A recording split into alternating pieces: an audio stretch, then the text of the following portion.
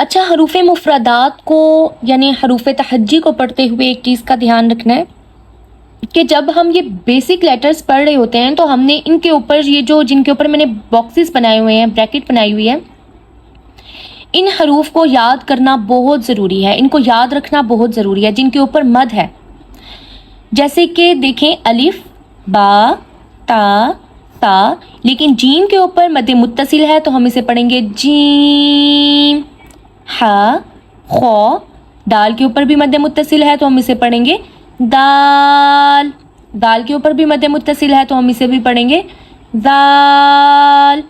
رو، سا، سین، شین، صاد، طاد.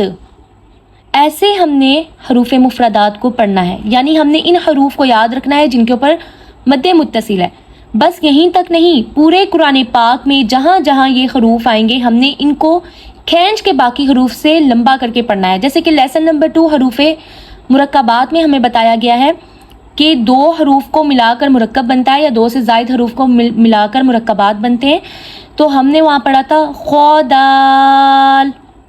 خوا کو معمول کے مطابق ہم نے شارٹ ہی پڑھنا ہے، لیکن دال کو مد متصل کے وجہ سے ہم نے لمبا کر کے پڑھنا ہے. تو ہم اسے پڑھیں گے خوا دال. پھر آتا ہے خوا دال. اور جب ہم قرآن پاک میں ہجے کریں گے پڑھتے ہوئے تو ہم ایسے کریں گے عین زبر ع، لام یا زبر لی، علی، حاضر ہی، علیہ.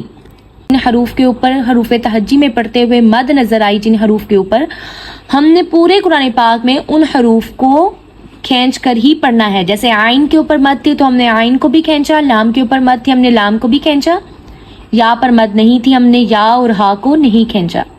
اسی طریقے سے ہم نے پورے قرآن پاک کو پڑھنا ہے اور یہی بہتر طریقہ ہے.